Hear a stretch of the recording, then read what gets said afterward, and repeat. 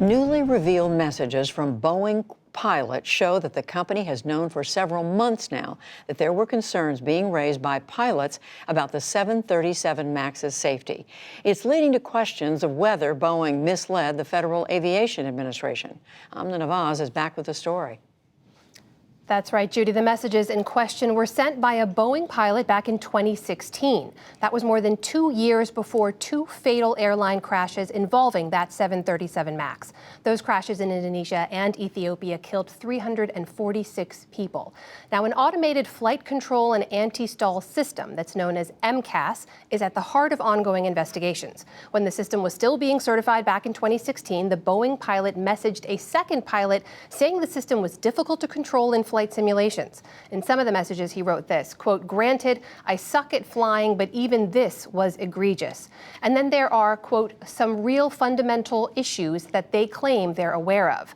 Now, Boeing has insisted there were no serious problems during that certification period. But the head of the FAA wrote to Boeing today asking why the company had not told the government about these messages months ago.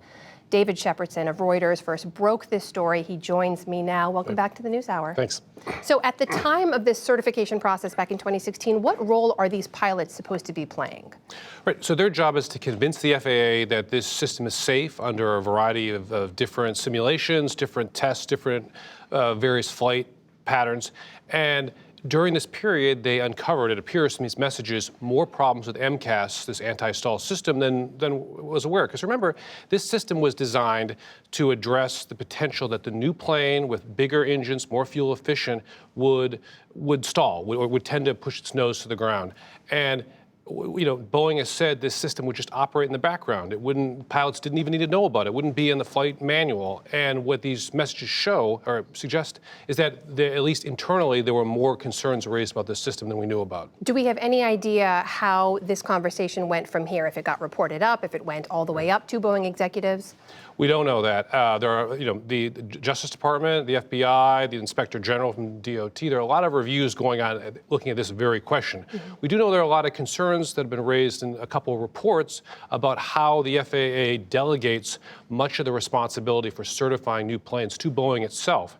And as a result, Congress today is saying, hey, we need to take a look at this whole process. Should Boeing be doing much of the work of certifying the plane that the FAA is responsible for? Now, the company mentioned they found these a few months ago. Why are we just finding out about them right now? Well, it goes back to this issue about the Justice Department. So Boeing turned these documents we've now learned over to the FBI in February. And there is some concern about were there other reasons why, if the FAA's role or DOT's role in that certification is being investigated, was that a legitimate reason for Boeing not to turn those over? I mean, FAA today said we need those documents. We're trying to review, ensure that the new MCAS, when this plane goes back into service, operates properly.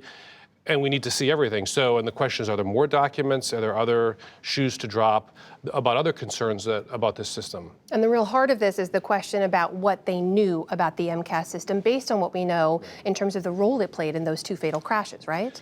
Absolutely, because remember, this issue is about the fact that this system misfired because it got conflicting data from these sensors on the outside of the airplane, and it only took data that had they had additional safeguards like the ones that the FAA is demanding now, potentially could you have prevented those two crashes? Now, the FAA says it's not going to lift the grounding on the 737 MAXs until they determine that they are safe to fly. Does this new revelation, these messages, these earlier concerns, does that complicate this process in any way?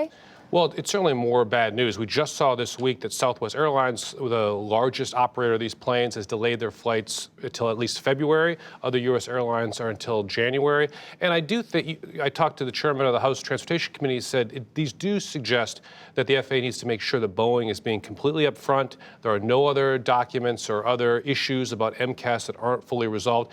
And look, every deadline so far has been missed. I mean, this plane was supposed to be back in the air a long time ago. We're still waiting for a certification flight first, and then that's at least another month or 6 weeks beyond that, the earliest this plane could go back in the air. So it's certainly not good news. And also, remember, the public has to be confident that they can go back on these airplanes, and that's probably the bigger issue. Will people go back on the planes once the FAA gives the okay? Meanwhile, at the same time, Boeing's chief executive, Dennis Muilenburg, is going to be testifying on Capitol Hill, both before a Senate and a House committee.